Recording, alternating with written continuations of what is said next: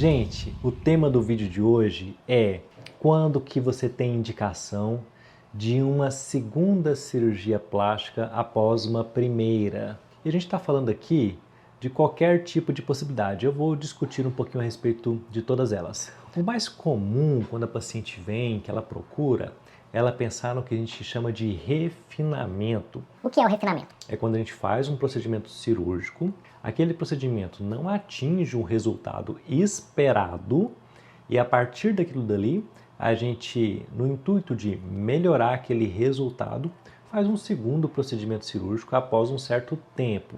De modo geral, a gente precisa que o inchaço da região melhore, que a pele se acomode, que a musculatura também se acomode na posição um pouco mais definitiva para a gente fazer esse tipo de procedimento, que é o refinamento. Esse refinamento, então, a gente indica a partir de 6 meses a 1 ano após a primeira cirurgia, quando a gente vai ter uma maturação já mais adequada da cicatriz e toda esse contorno que eu comentei com vocês já vai estar de uma maneira mais definitiva e a gente tem um resultado que a gente entende que pode ser melhorado. Qual que é o ponto em relação a refinamento? Isso vai depender muito do que você combina com o seu cirurgião plástico. Tem cirurgião plástico que não cobra honorário para fazer um refinamento, tem cirurgião plástico que cobra honorário para fazer o refinamento. Isso vai muito do acordo entre as partes e, obviamente, o que é combinado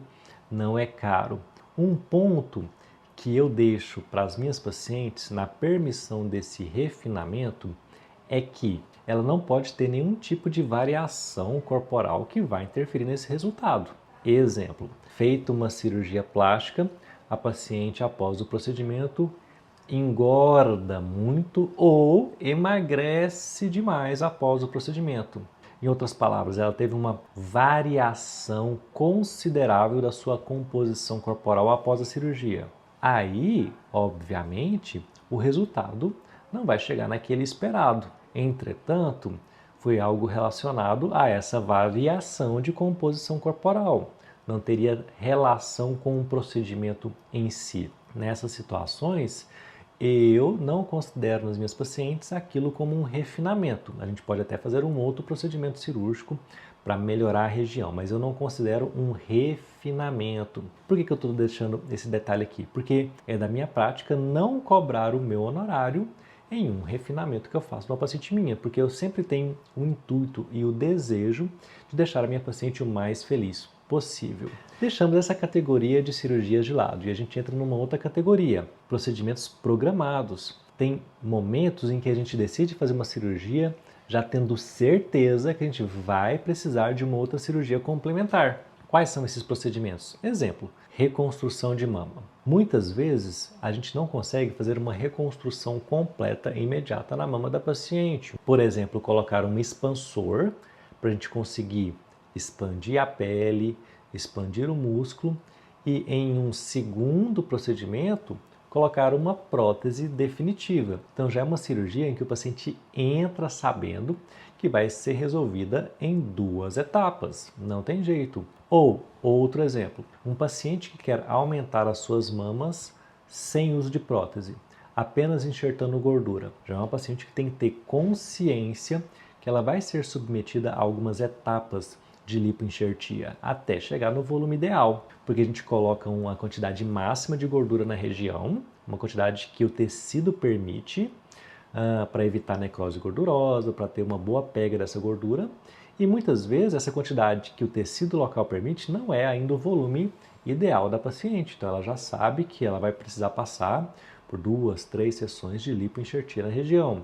Outro exemplo, um paciente super obeso, com um abdômen em avental, que a gente fala que é aquele abdômen que faz uma dobra de pele, que muitas vezes pega ali no meio da coxa, e a gente faz uma cirurgia para tirar esse excesso de pele, uma cirurgia higiênica, uma cirurgia reparadora, e com certeza é só a primeira etapa desse paciente. A gente retira esse excesso de pele, é o que vai permitir que esse paciente pratique uma atividade física melhor, consiga continuar o seu processo de perda de peso, para aí sim a gente ir para outra cirurgia com ele para retirar mais pele. Mesmo esses pacientes pós-cirurgia bariátrica, com grande flacidez de pele, a gente não consegue fazer um tratamento corporal completo em uma única cirurgia.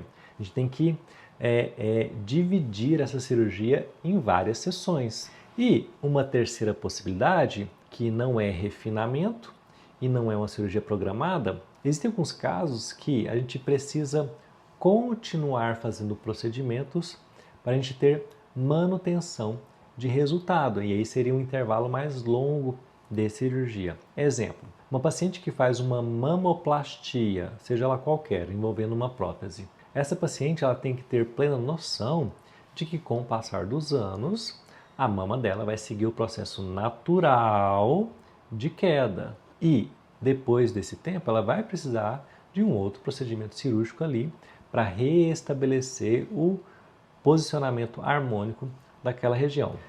Algumas pacientes falam que cirurgia plástica é viciante, faz a primeira e fica louca para fazer a segunda. Eu acho que de um certo modo seja assim, porque a cirurgia plástica traz coisas muito boas para a vida do paciente. Então a gente fica com vontade de ter sempre um pouquinho mais.